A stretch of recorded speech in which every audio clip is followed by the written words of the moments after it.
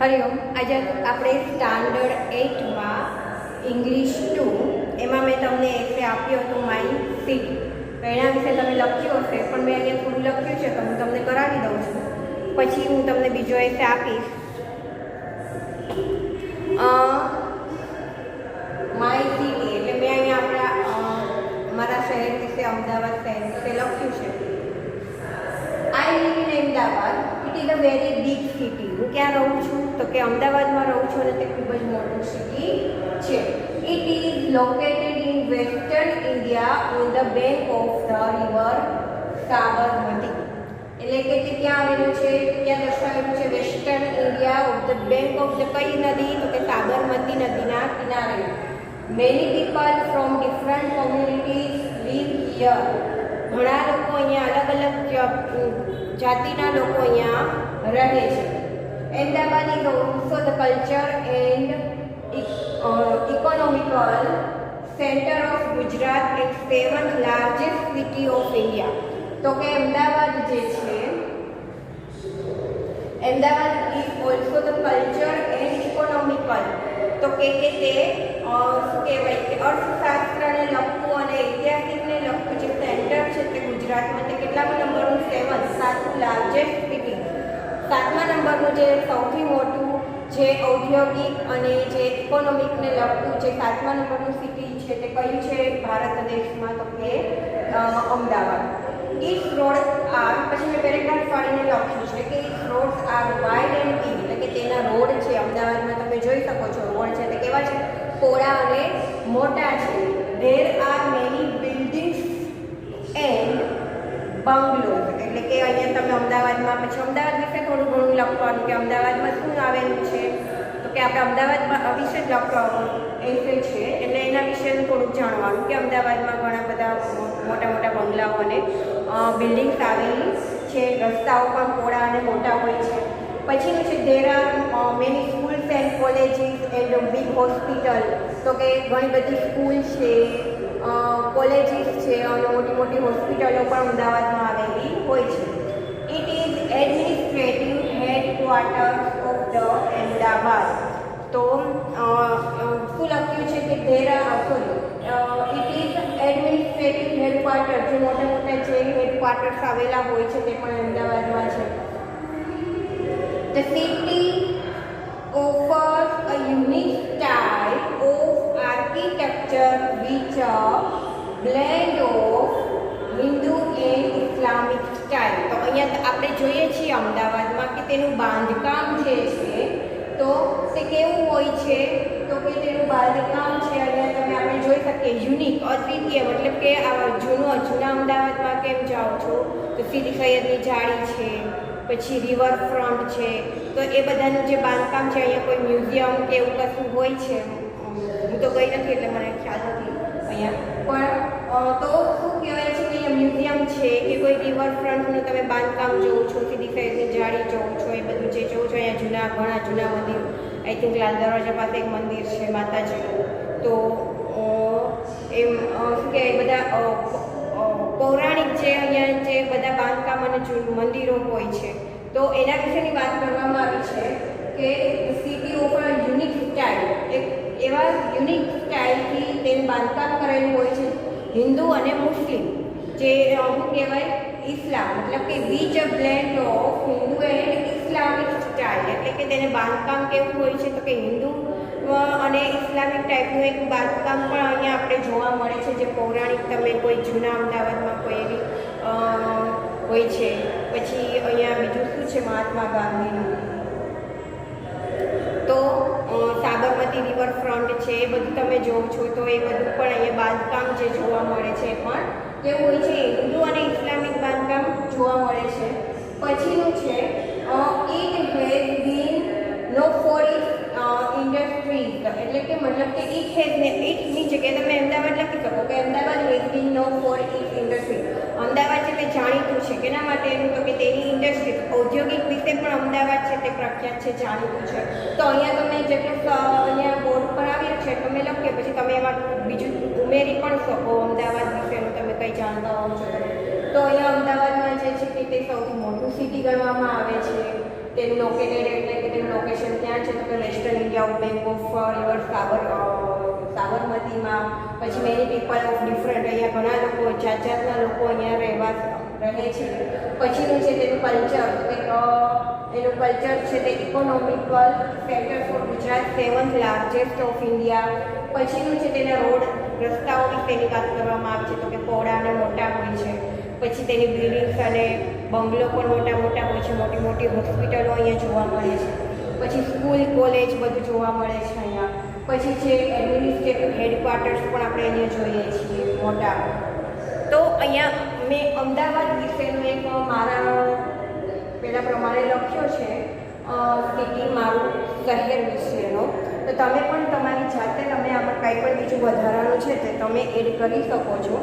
તો અહીંયા my city, તો આપણે અહીંયા 3 એરિયા અત્યાર સુધીમાં જોયા. હવે ચોથો એરિયા આવશે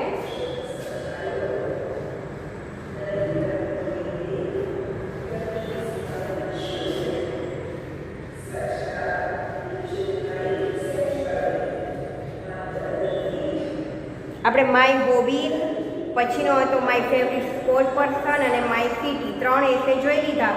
ચોથો એસે છે ઇન્ડિપેન્ડન્સ ડે.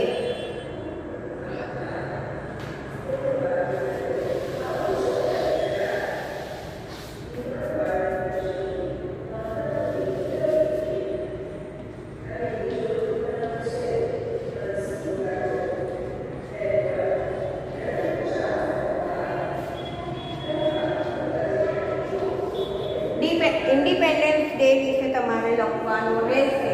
હમણાં જ independence day last month August મહિનામાં આપણે 15મી ઓગસ્ટ વિશે તહેવાર આપણે ઉજવ્યો, તો એના વિશે તમારે લખવાનો છે ઇન્ડિપેન્ડન્સ ડે. બરાબર? આઈ થિંક ફર્સ્ટ સેમેસ્ટરમાં આપણે 6 કે 7 એસે આવશે. તો આપણે અત્યારે ચોથો એસે તો કરીએ જ છીએ. બરાબર? હવે વધીને 3 એસે આઈ થિંક રહેશે. એટલે ફર્સ્ટ સેમેસ્ટરમાં 6 કે 7 હું જોઈ લઈશ. તો એટલે હવે આઈ થિંક વધારે આપણે 3 એસે રહેશે. બાકી તો એસે પણ કમ્પ્લીટ થઈ ગયા છે અને થઈ જશે. તો ચોથો એસે મેં તમને આપ્યો ઇન્ડિપેન્ડન્સ ડે. વર્કશીટમાં પણ હું કોઈ પણ એસે હું તમને પૂછીશ. અત્યારે 4 એસે કરાવીએ છીએ તો 4માંથી કોઈ પણ પૂછી શકું. પછી જે બધા થઈ જશે 7 એસે છે તો 7 એસેમાંથી પછી કોઈ પણ તમને એસે વર્કશીટમાં પૂછીશ. હવે આપણે ગ્રામરમાં જોઈએ.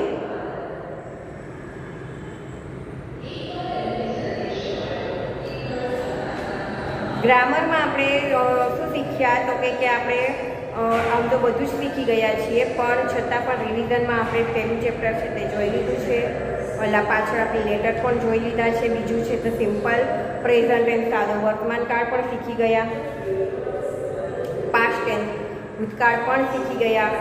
એ પછીનું ચોથું ચેપ્ટર છે પ્રેઝન્ટ કન્ટિન્યુઅસ ટેન્સ ચાલુ વર્તમાન કાળ. તો અહીંયા હવે ગ્રામરમાં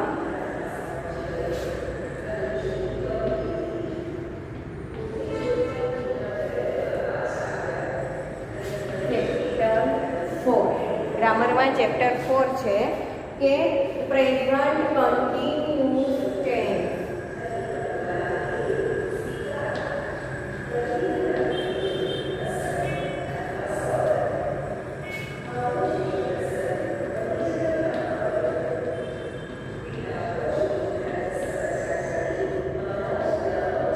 એટલે શું થાય કે ચાલુ વર્તમાન કાળ. હવે સાદો વર્તમાન કાળ છે તો એ તમને બધાને ખબર છે કે સાદો વર્તમાન કાળ છે તો એમાં આપણે સબ્જેક્ટ પ્લસ વર્બ.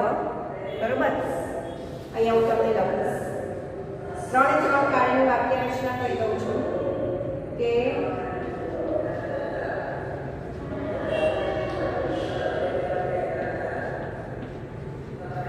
સાદો વર્તમાન કાળ. સાદો વર્તમાન કાળ છે તેની વાક્ય રચના શું થાય તો કે સબ્જેક્ટ વર્બ પ્લસ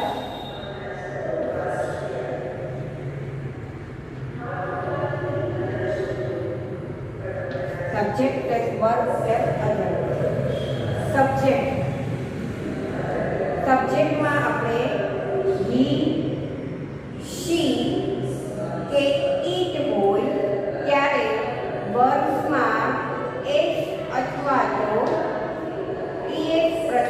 લગાડવામાં આવે છે, એ બધાને ખબર છે, બરાબર. આ થયું પ્રેઝન્ટ ટેન્સ. હવે આને કોઈ એક્ઝામ્પલ જોઈએ.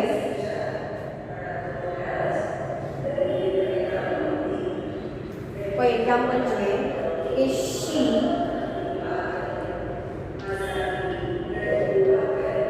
lives in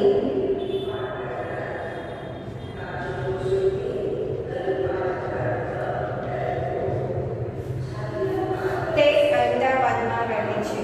ત્રીજો પુરુષ એકવચન છે, તો મેં શું કર્યું છે તો કે એસ પ્રત્યય લગાડ્યો છે. હવે મારે આનું પ્રશ્નાર્થ વાક્ય બનાવવું છે, તો હું કઈ રીતે બનાવીશ? તો સી માં આપણે સાદા વર્તમાન કાળમાં ડુ ડઝનો ઉપયોગ કરીએ છીએ, તો કે હા. તો હું કરીશ સી સાથે શેનો ઉપયોગ કરીએ છીએ? તો ડઝનો ઉપયોગ કરીએ છીએ કે ડુનો? તો કે હી શી ઇટ ત્રીજો પુરુષ એકવચન સાથે આપણે ડઝ વાપરીએ છીએ. તો હું શું કરીશ? Does she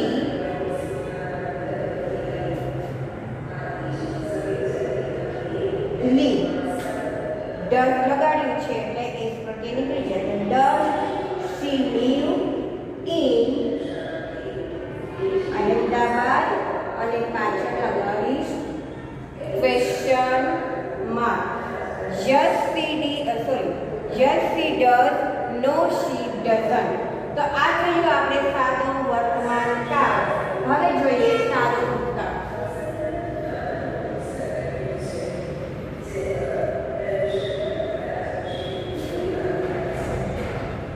past tense. એની વાક્ય રચના શું છે? તો એની વાક્ય રચના છે સબ્જેક્ટ પ્લસ વર્બ ઈડી વાળું, બરોબર, અને અધર વર્બ. એમાં હું લખીશ હી played cricket.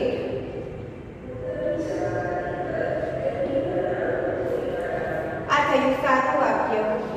વિધાન વાક્ય કયું બનશે? સોરી, આ થયું વિધાન વાક્ય.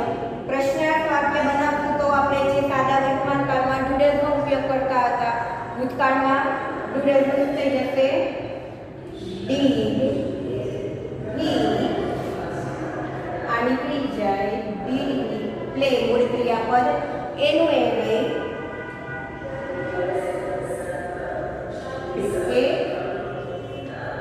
Question mark.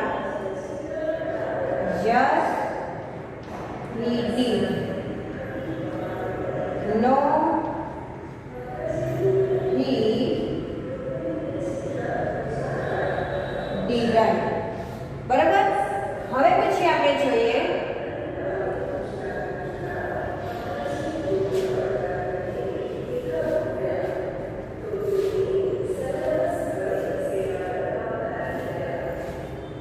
ચાલુ વર્તમાન કાળ.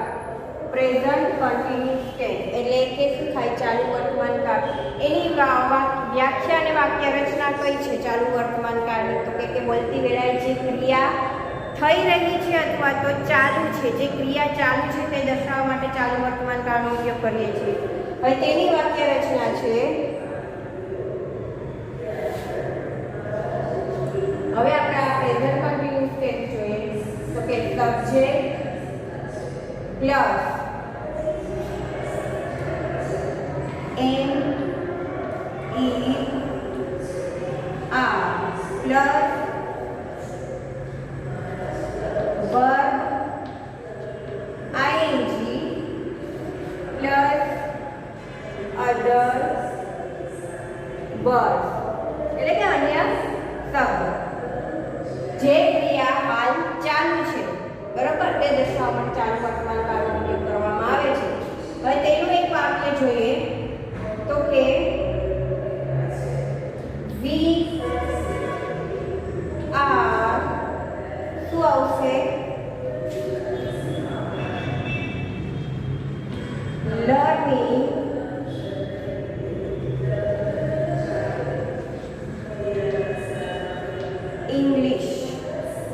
R learning English.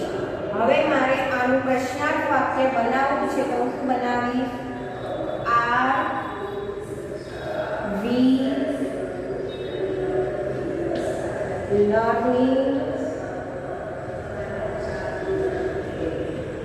English question mark just we are. No, we are not અથવા તો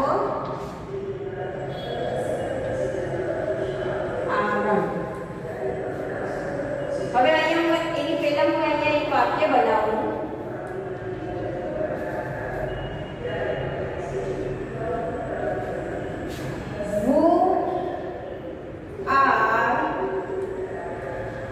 Learning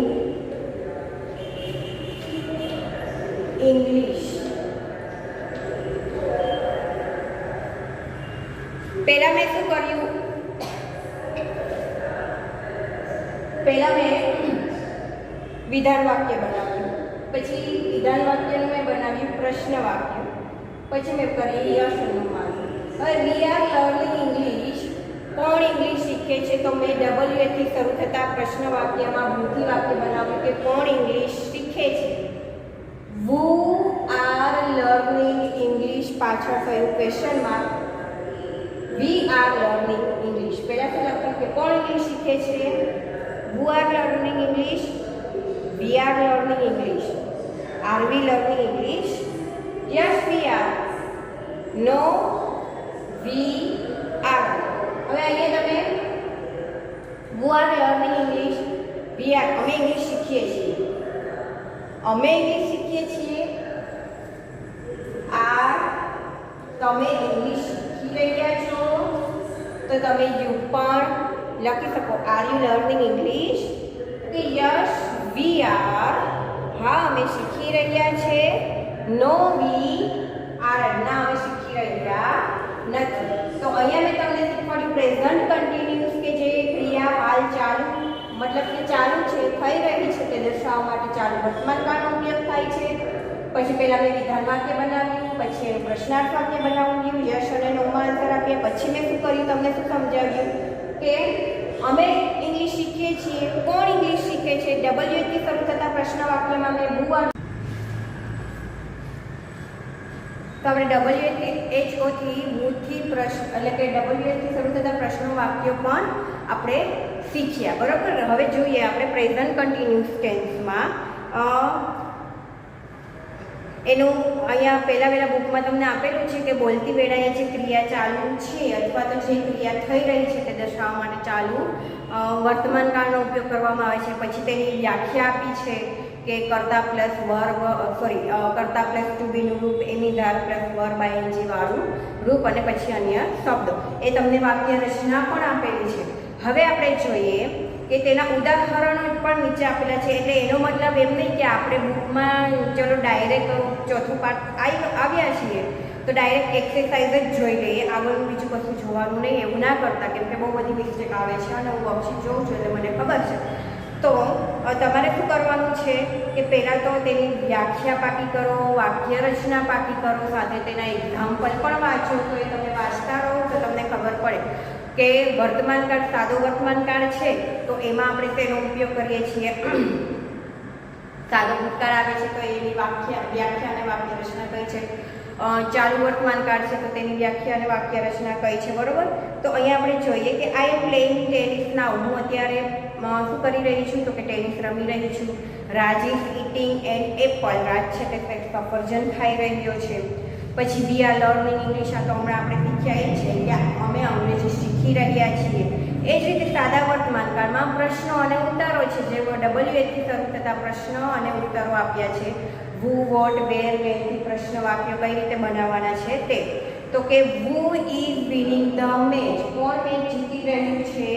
તો કે Rohan is winning the match. એ જ પ્રમાણે we are winning the match. અમે મેચ જીતી રહ્યા છે. પછીનું બીજું છે what is ભૂષણ reading.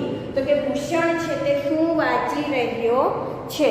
બરાબર, તો ભૂષણ છે તે શું વાંચી રહ્યો છે? તો કે ભૂષણ છે તે એક શું વાંચી રહ્યો છે? તો કે પાઠ વાંચી રહ્યો છે. Bhushan is reading a lesson. Bhushan છે તે પાઠ વાંચી રહ્યો છે. વેર આર ધે ગોઈંગ? તમે ક્યાં જઈ રહ્યા છો? તો કે they are going to school. તેઓ શાળાએ જઈ રહ્યા છે. તો આ બધા જે એક્ઝામ્પલ છે તમારે વાંચ્યા જ કરવાના છે.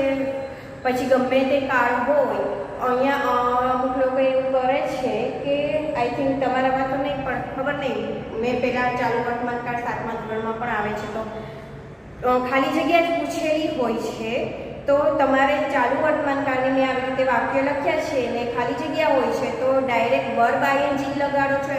ટુ બીનું રૂપ તો લગાડતા જ નથી, તો તમને ટુ બીના રૂપ જે છે વર્બ આપણે પ્રેઝન્ટ કન્ટિન્યુઅસ ટેન્સમાં લગાડીએ છીએ. તમને યાદ હોવું જોઈએ. કે તમને ના યાદ હોય તો ટેબલ જે છે એ વિચારવાનું કે સિંગ્યુલર અને પ્લુરલ, સિંગ્યુલર ટુ બીના રૂપ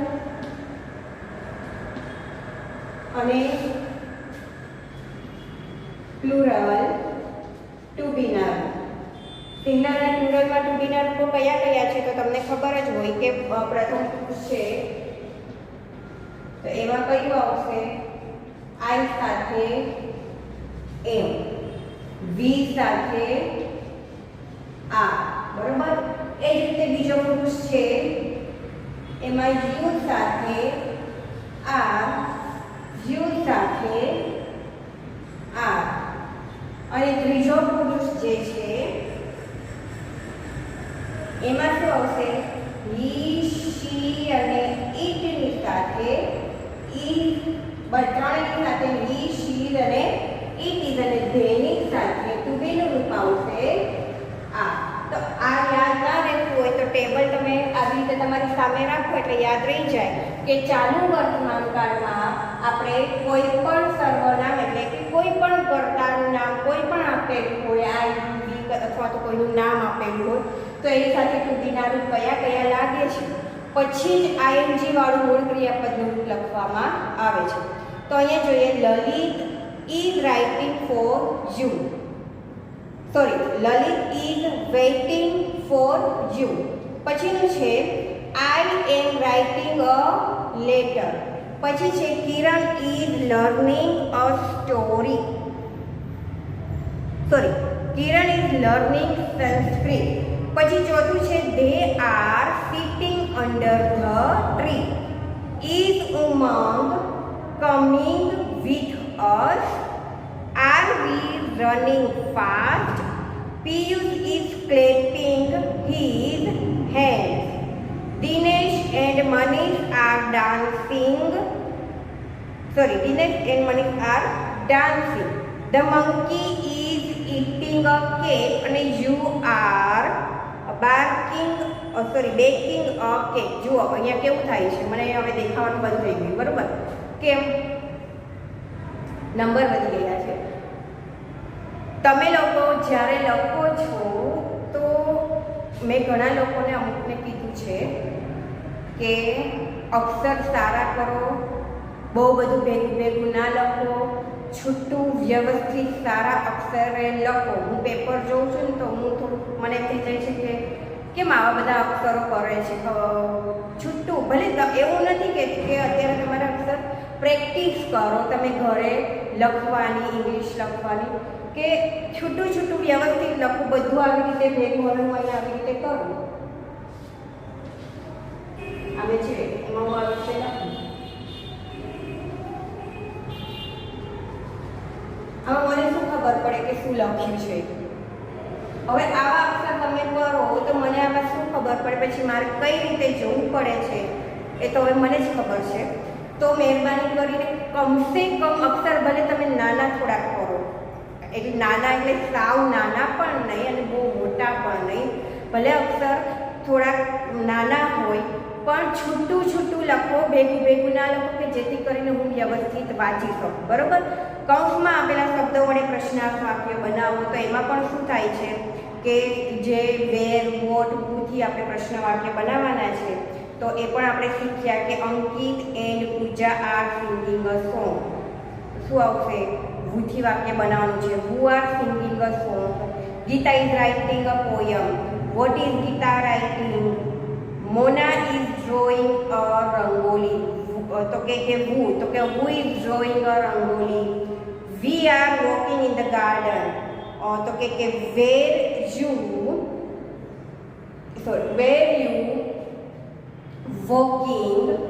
પછીનું છે the children are going home at 3 o'clock. When એટલે કે સમય દર્શાવે છે. When are the children going home ક્વેશ્ચનમાં. પછીનું છે mother is buying the pink sari. કઈ સાડી? તો કે પિંક એટલે વિચ સાડી. શું આવશે? Which sari is mother buying ક્વેશ્ચનમાં. There are planting 10 trees. How many trees are they planting? How many trees આવશે પહેલા, how many they નહીં આવે. How many trees. પછીનું છે where. તો કે where is the teacher writing? Where is the teacher writing? શિક્ષક છે તે ક્યાં લખે છે. બરાબર. પછીનું આવશે now the postman is bringing letters. તો what is the postman bringing? શું લખે છે? તો કે લેટર લખે છે. what is the postman bringing? અને લાસ્ટ છે અંકિત and Manan are staying in a hostel. તો where are they લખો તોય ચાલશે, અથવા તો where are Ankit and Manan staying question mark. તો આ રીતે પ્રશ્ન વાક્ય બનાવવાના છે. હવે એક્સરસાઇઝ 3 છે. એમાં શું છે? તો કે આપણે જે અંડરલાઈન આપેલી છે હુ વોટ વેર, જેની નીચે અંડરલાઈન આપેલી છે, તો તેનાથી વાક્ય બનાવવાના છે. હુથી વાક્ય બને, વોટથી વાક્ય બને, વેરથી, જે રીતે અંડરલાઈન આપી હોય વાક્યમાં એ રીતે. બરાબર. તો એ તમે હવે આપણે આગળ જે નેક્સ્ટ પીરિયડમાં આપણે ત્યાંથી શરૂ કરીશું એક્સરસાઇઝ 3 થી. મેં તમને અત્યારે કહ્યું એસે આપ્યો, તો કે ઇન્ડિપેન્ડન્સ ડે વિશેનો એસે આપ્યો છે, તો એ તમારે કરવાનો છે. તો એ એસે આપણે આગળ પછી જોઈશું અને સાથે એક્સરસાઇઝ 3 થી શરૂ કરીશું અને ચેપ્ટર 5 છે તે પણ શરૂ કરીશું. તો નેક્સ્ટ વિડીયોમાં આપણે મળીશું. બરાબર. હરિઓમ.